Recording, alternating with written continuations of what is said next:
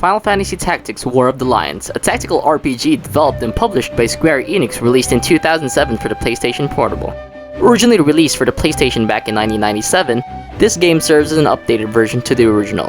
This game is also available on Android and iOS for those mobile gamers who prefer being able to play this on the go. Now, we won't be reviewing the original version, we won't be reviewing the mobile ports, we'll be diving into the version I enjoyed the most. Final Fantasy Tactics War of the Lions on the PSP.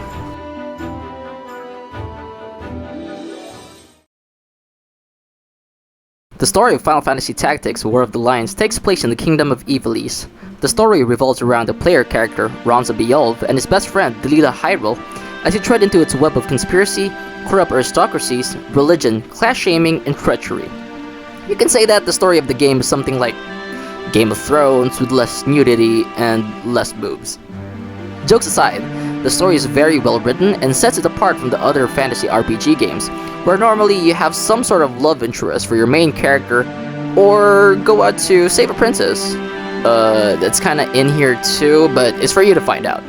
Now, the character dialogue is fashioned in the olden medieval type of speaking, where everyone sounds so regal and well-mannered. Ah yes, I expect nothing more of this exquisite tea. I'm so fancy. That type of thing.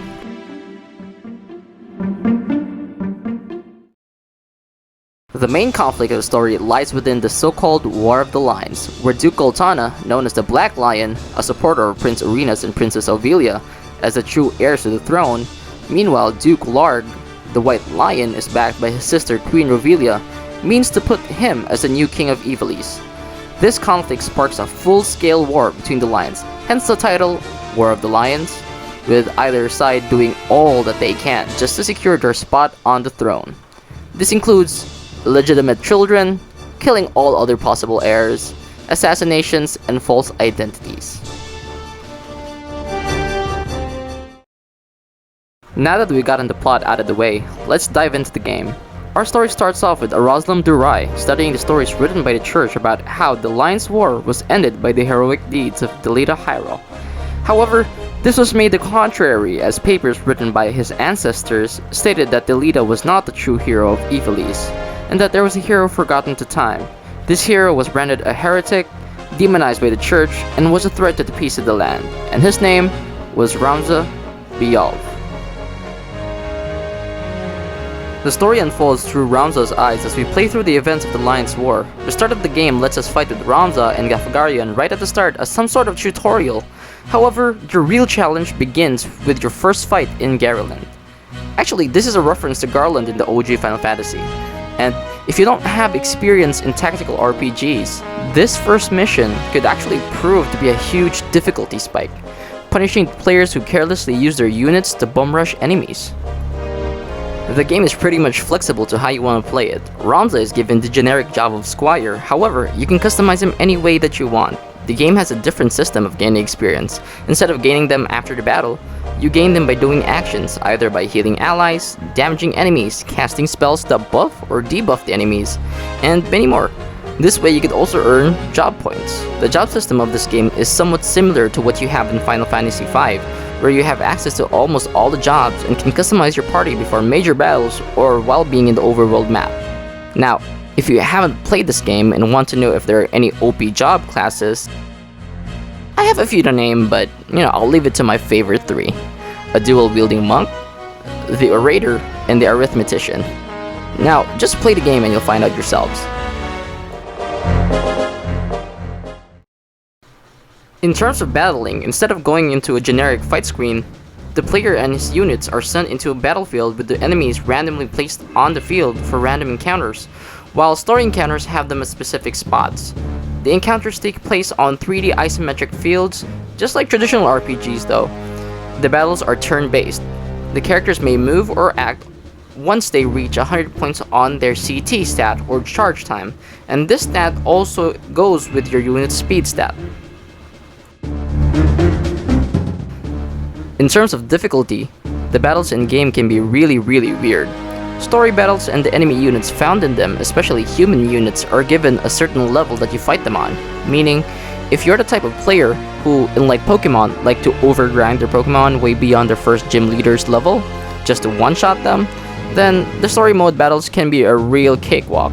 On the other hand, random battles scales with the overall party's level. The higher you get leveled, the higher the random encounters get. This way, if you have a thief and fight high level mobs, you can actually get endgame gear, even at the beginning of the game, which totally just breaks it. Now, what the hell is this? How am I supposed to win if they outnumber me? And they're all monks? What the frick, game? They're all well, I don't know. One of the major reasons why I enjoyed the PSP part of the game is the addition of cutscenes. These provide a more immersive experience for the player and makes them enjoy the story more instead of just seeing some walls of text. The cutscenes add so much flavor to the game, which makes you think that this game from 1997 aged like fine wine. Take a look at this.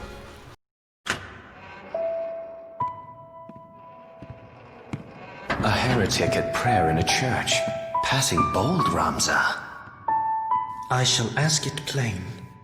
Why has the High Confessor planted you amongst Goltana's men? I see no harm in telling you. Duke Goltana and Count Orlando. I am to assassinate them.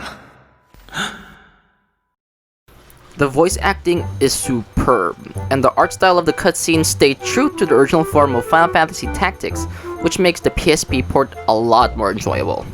Another reason why I love the PSP port of the game is because of additional characters they added into it. Since the game is part of the Ivalice Alliance project, they incorporated characters from other titles made by Square Enix that are set in Ivalice. Everyone's favorite sassy sky pirate Balthier from Final Fantasy XII, and the awesome big game hunter Luso from Final Fantasy Tactics Advance 2, Grimoire of the Rift. There are also fan favorite characters that they've kept in the game, such as Cloud Strife from Final Fantasy VII. Now, I won't spoil how to get all of these characters, but they make the gaming experience much better. Since we've praised the game a lot, it's time to lay some of the pain points you can find in the game. There are major slowdown issues when it comes to using magic in the PSP port, which can be fixed though by installing a mod for it, or just play the original. Anyhow, another would be how some people receive the game. They say that it's a dig at religion and the Catholic Church due to the symbolism and characters used as villains. Lastly, why hasn't there been a sequel to this? Where is the damn sequel, Square Enix? Where's my damn sequel?